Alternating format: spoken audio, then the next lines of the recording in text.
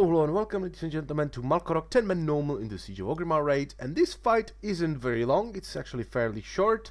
It's fairly simple as well, but it's a lot of fun.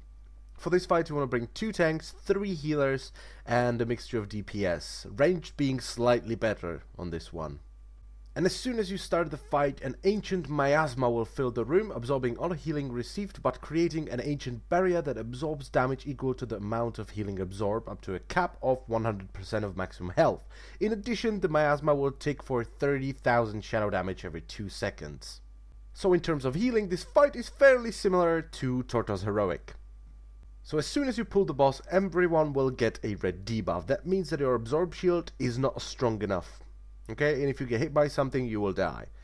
As your healers start doing their job, healing everyone up, it will go to orange, which is still not great, but then it will change to green, which means you're fine. Your absorb is okay. It's probably 100% of your health. Now, as I've said at the beginning, this boss doesn't have an awful lot of mechanics. So in phase 1, apart from stacking a debuff on a tank, he will do kind of 3 abilities.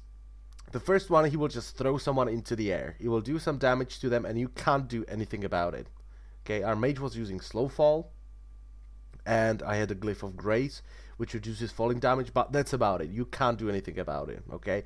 The annoying thing about this ability is he will do it very early into the fight, and we have 2 discipline priests and I'm there as a resto druid, so we're mostly healing with smart heals.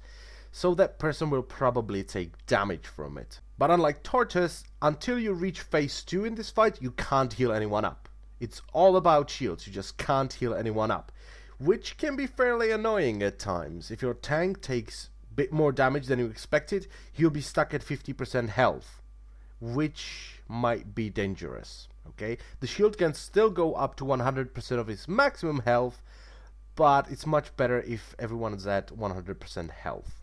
Next ability he will do throughout the entirety of phase 1 is he will spawn 3 purple void zones. They will explode after about 4 seconds, and how these work is if someone is standing in them, only that person will take the damage, but if no one's in them, they will explode and deal the damage to the entire raid. Now, only people with green shields should go into these. If you have orange or red shield, you're either gonna take a shit ton of damage or you're just straight up gonna die. And you can survive one of them exploding to the entire raid, but you will not survive 2 of them.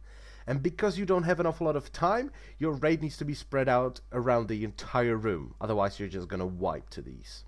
And how we dealt with this, it's actually fairly simple. In the arena you have the inner circle, and then you have these wooden beams running from the inner circle. And the basic idea was we tried having 1 person on each beam, and to prevent situations where 2 people would run into the same void zone and both lose their shields, you would basically soak only void zones on your beam and to the right of the beam. This of course does not apply when there is no one to your left, obviously. And the last thing he will do in phase 1, this ability is awesome, I absolutely love this ability. He will do a frontal cone attack. Nothing too difficult, it's indicated on the ground, you can get away from it. If it hits you, you're dead, it does so much damage, okay?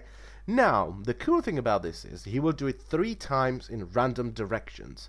As you can see on the screen, we have marks on the floor. These mark the places where he actually hit the ground with the frontal attack.